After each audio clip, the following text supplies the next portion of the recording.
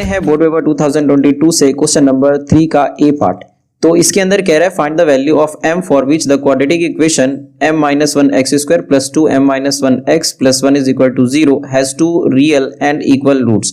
तो इस क्वेश्चन को सॉल्व करते हैं। यहाँ पे ये सेम चीज मैंने यहाँ पर लिखा हुआ कि m हमको पता करना है और ये गिवन इक्वेशन है। तो इस क्वेश्चन को हम करते हैं सॉल्व, लेकिन इस क्वेश्चन को सॉल्व करने से पहले मैं चाहूंगा इस वीडियो पर लाइक और कमेंट जरूर करके जाना अगर मैंने आपकी इस क्वेश्चन को सॉल्व करने में थोड़ी भी हेल्प की हो, क्योंकि अभी मेरे लिए यही मोटिवेशन है। और आगे इस तरह के क्वेश्चन को सॉल्व करने के लिए, देखने के लिए चैनल को सब्सक्राइब जरूर करके जाना। तो करते हैं इस क्वेश्चन को सॉल्व।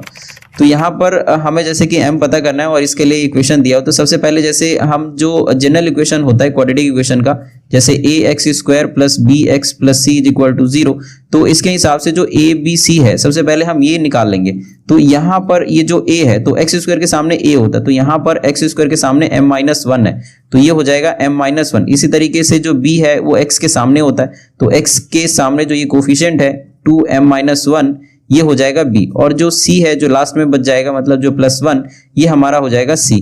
तो क्योंकि इस क्वेश्चन के लिए वो दिया हो कि जो इक्वल रूट्स है इस इक्वेशन का, तो वो बात हम यहां पर लिख लेंगे कि सिंस जो गिवन इक्वेशन है, given equation have equal roots, तो इसके लिए जो डिस्क्रिमिनेंट होता है मतलब जो d होता है वो 0 के बराबर होता है, और जो d है इसका फॉर्मूला होता है b² - 4ac, मतलब ये 0 हो गया। तो यहाँ पर जो abc हमने लिखा है इन सभी को देके यहाँ पर हमें पुट कर देना है और उसको सॉल्व करना है। तो ये हो जाएगा b², इसका मतलब हो गया 2m-1 और इसका स्क्वायर, और फिर है -4 और फिर उसके बाद है a मतलब m-1, और जो c है ये है 1 और = 0। तो ये हो जाएगा, यहाँ पर अगर हम इसको मल्टीप्लाई करें तो ये हो जाएगा 2m-2, तो इसको हम ब्रैकेट के अंदर ले जाएंगे इस 2 को, और उसके बाद जो इसका होल स्क्वायर है वो कर देंगे। तो यहाँ पे 2m-2 और इसका होल स्क्वायर माइनस जो यहाँ पे 4m-1 है, तो इसको भी हम मल्टीप्लाई कर देंगे, तो ये हो जाएगा 4m और -4, और ये ब्रैकेट के अंदर हम इस 4 को लेकर जा रहे हैं तो इसीलिए हमने ये पूरा ब्रैकेट लगा लिया = 0।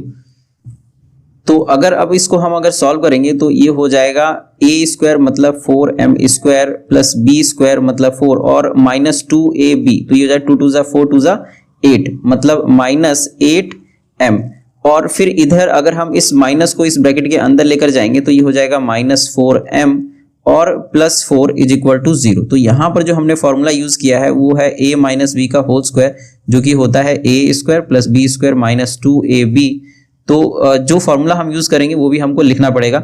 तो अब इसको हम करेंगे सॉल्व आगे। 4m² और जो m और m वाला नंबर है उसको हम बीच में रखेंगे सेंटर में, तो ये हो जाएगा -8 और -4 -12m और 4 + 4, तो ये हो जाएगा 8 = 0। अब यहाँ पर हम देख रहे हैं कि जो नंबर है m² के आगे ये है 4, ये है 12 और ये है 8। तो ऐसा कोई भी नंबर अगर आपको दिखे कि जो नंबर है वो किसी एक नंबर से डिवाइड हो रहा है तो उसको आपको डिवाइड कर लेना चाहिए। इससे जो क्वेश्चन है वो थोड़ा छोटा हो जाता है और सॉल्व करने में हमको ईजी हो जाता है। जैसे कि यहाँ पर 4, 12 और 8 ये 4 से डिवाइड हो रहे हैं, तो इसीलिए हम इनको 4 से अगर हम डिवाइड करें, इन सभी के नीचे अगर हम 4 रख दें, आप ऐसे भी सॉल्व कर सकते हो या फिर 4 डिवाइड करके मतलब 4 से डिवाइड करके भी आप कर सकते हो, मतलब जो भी नंबर उस इक्वेशन को डिवाइड करें उससे। तो यहाँ पर अगर हम 4 से 4 को कट करें तो ये इक्वेशन हो जाएगा m², इसको अगर हम डिवाइड करें तो ये हो जाएगा -3m, और +8 को 4 से डिवाइड करें तो ये हो जाएगा 2। तो ऐसे करके जो ये क्वेश्चन है ये छोटा हो जाएगा और इसको हमें थोड़ा हैंडल करने में इजी पड़ेगा। तो यहाँ पर m² -3m + 2 है। अब इसको हम मिडिल टर्म स्प्लिटिंग से सॉल्व कर देंगे। तो यहाँ पे जैसे -3m है तो इसको हम लिख सकते हैं m² - 2m और -m + 2 = 0। तो ये हो जाएगा 2 × 1 = 2 और -2 और -1 ये -3 भी बन जाएगा।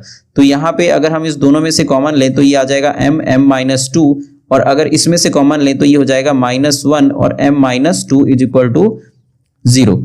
तो m-2 और m-2 ये सेम है, तो ये आ जाएगा बाहर m-2, और इसके बाहर है m और इसके बाहर है -1। तो इस तरीके से हम लिख लेंगे, ये हो गया फैक्टराइज। तो बारी बारी से अब इसको हम 0 के बराबर रख देंगे, तो m-2 0 हो जाएगा और m-1 भी 0 हो जाएगा। तो जो m है ये हो जाएगा 2 और यहाँ पे जो m है ये हो जाएगा 1। तो अगर हम एक बार क्वाड्रेटिक इक्वेशन को देखें तो हमारा क्वाड्रेटिक इक्वेशन इस तरीके का था। तो यहाँ पे हम देख रहे हैं कि जो m-1 है ये x² के आगे है, और अगर हम इस 1 को m की वैल्यू जो यहाँ पर 1 निकला है, अगर हम यहाँ पर पुट करें तो 1 - 1 0 हो जाएगा। तो एक्स स्क्वायर के सामने कोई भी वैल्यू 0 नहीं हो सकता, तो इसीलिए जो m है वो कभी भी मतलब जो ये 1 है ये नहीं आएगा, तो इसीलिए m जो है ये 1 के बराबर नहीं होगा। और अगर m 1 के बराबर नहीं होगा तो जो हमारा फाइनल आंसर होगा ये हो जाएगा m2। तो ये हमारा सही आंसर है m2।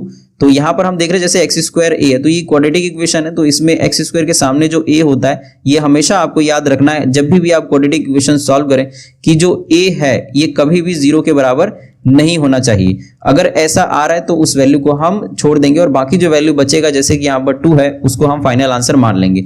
तो इस तरीके से इस क्वेश्चन को हम सॉल्व कर लेंगे।